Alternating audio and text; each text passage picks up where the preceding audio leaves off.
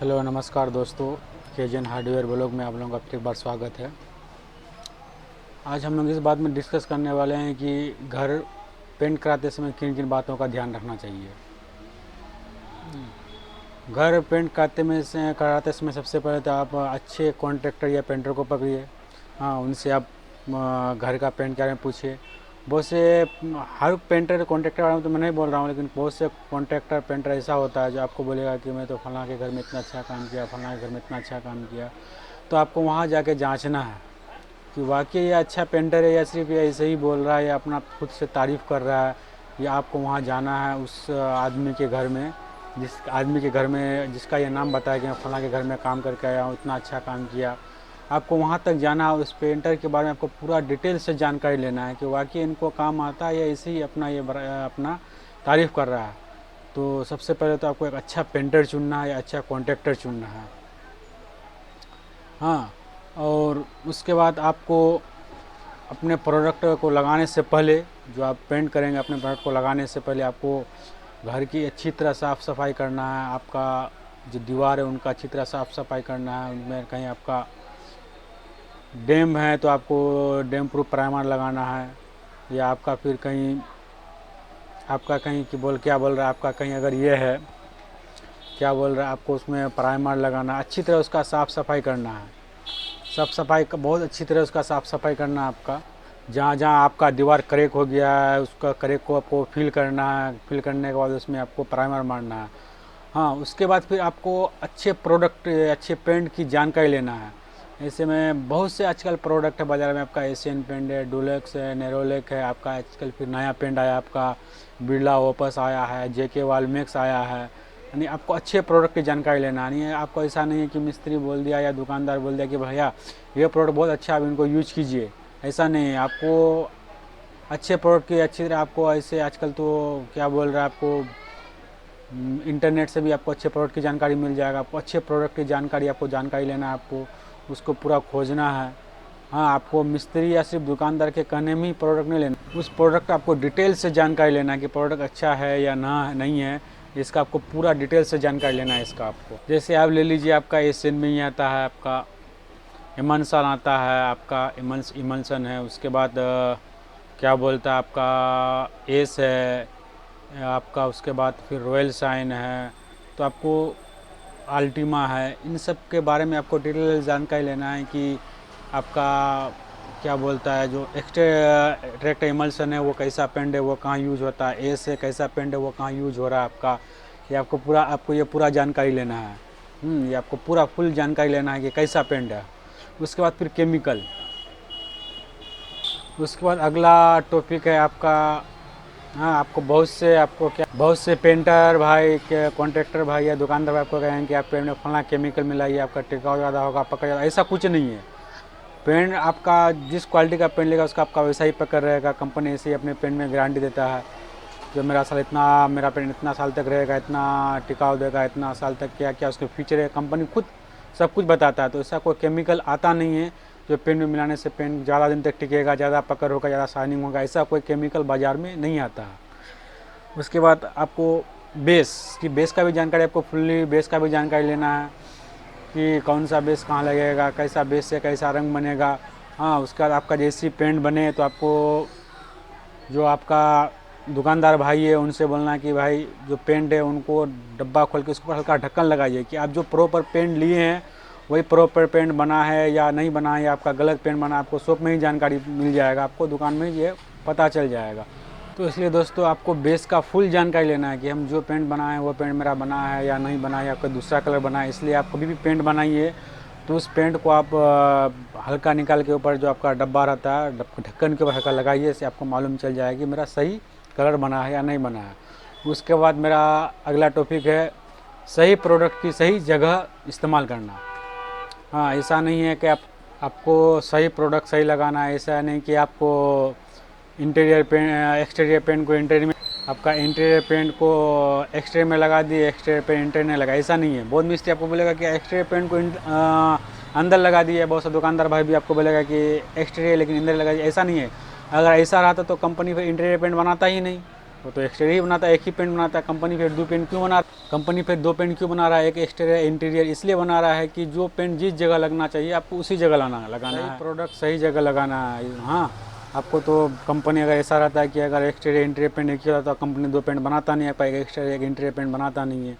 इसलिए आपको जो पेंट इंटीरियर में लगाना है, जो एक्सटीरियर में लगाना है। जो इंटीरियर का पेंट होता है उसमें आपका शाइनिंग ज़्यादा होता है, उसका कवरेज ज़्यादा होता है। और आपका जो एक्सटीरियर पेंट है उसमें थोड़ा मेट फिनिश आता है, शाइनिंग कम होता है, उसमें मेट फिनिश आता है, उनका कवरेज भी कम है, इंटीरियर पेंट के हिसाब से उनका कवरेज भी कम है। इसलिए आपको जो इंटीरियर पेंट है वो इंटीरियर में लगाना है, और जो एक्सटीरियर पेंट है उसको आपको एक्सटीरियर में लगाना है। नहीं कि इंटीरियर को आपका एक्सटीरियर पेंट को भी इंटीरियर में यूज़ कर ले, ऐसा नहीं। आपको पेंट, अगर आपको पेंटर या कोई दुकानदार भाई बोले तो आपको ऐसा नहीं करना है। आपको इंटीरियर की जगह इंटीरियर और एक्सटीरियर की जगह एक्सटीरियर पेंट यूज़ करना है आपको। उसके बाद फिर अगला टॉपिक आपका सीलन या डैम्प।